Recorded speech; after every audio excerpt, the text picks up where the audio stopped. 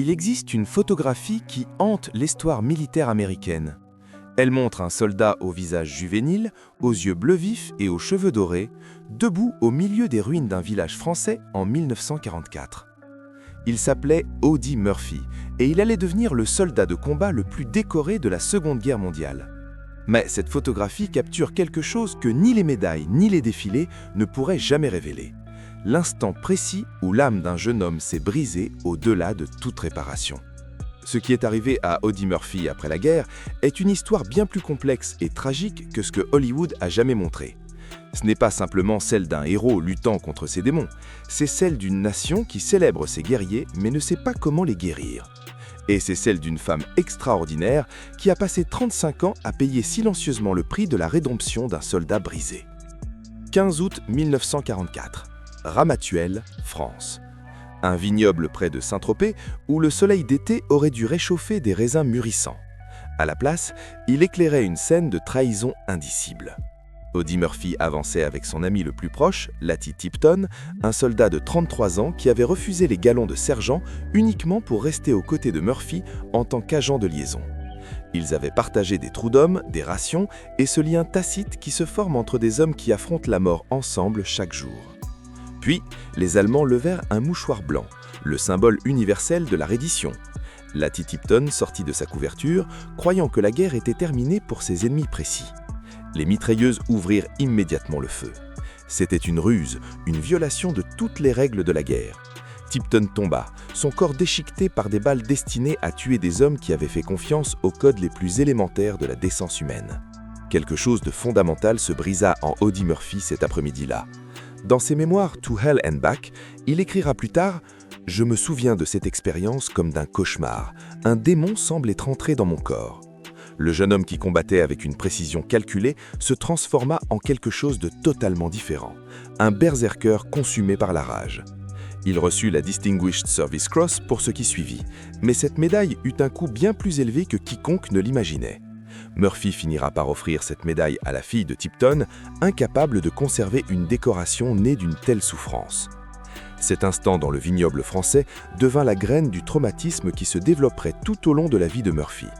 Chaque explosion de violence dans la vie civile, chaque nuit sans sommeil avec une arme chargée sous son oreiller, chaque accès de rage, tout remontait au 15 août 1944 lorsque Latty Tipton mourut parce qu'il croyait en la miséricorde. Murphy avait appris que la confiance pouvait vous tuer, que le monde ne respectait que la violence, que survivre signifiait rester perpétuellement en alerte face à la trahison.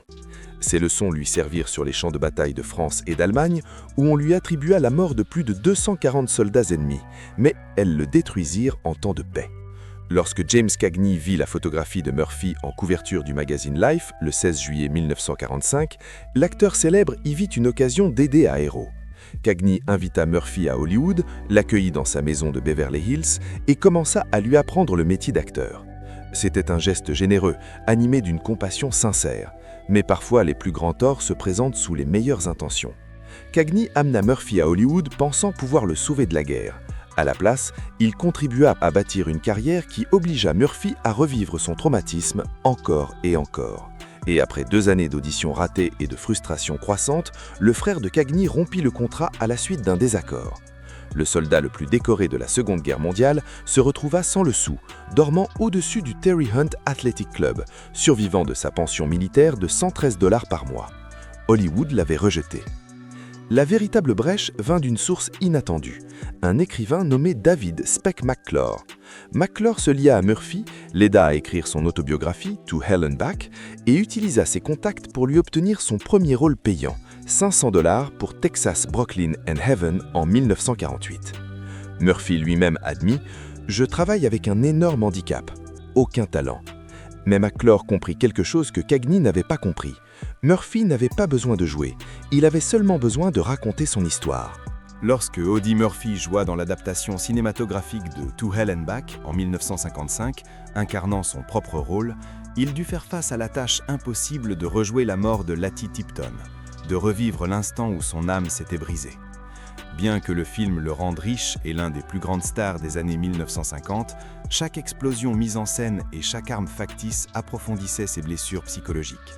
En dehors d'Hollywood, Murphy parla courageusement de la fatigue de combat, aujourd'hui reconnue comme le trouble de stress post-traumatique, plaidant pour des soins de santé mentale pour les anciens combattants. Il endura même une désintoxication auto-imposée d'1 semaine au somnifère Placidil, prouvant que le rétablissement était possible sans aide publique. Ces efforts changèrent l'histoire américaine. 5 mois après sa mort, le congressiste Olin Teague présenta une loi qui conduisit à la création de l'hôpital mémorial Audie L. Murphy du VA à San Antonio, au Texas, en 1973. Aujourd'hui, les anciens combattants recevant un traitement pour le PTSD doivent une dette au courage de Murphy pour avoir brisé le silence. Mais le militantisme ne put sauver Murphy de ses propres démons. À la fin des années 60, sa carrière s'était éteinte alors que l'Amérique se lassait des films de guerre durant l'ère du Vietnam.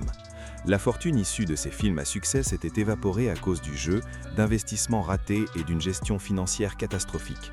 Il perdit 260 000 $ dans un accord pétrolier algérien en 1968.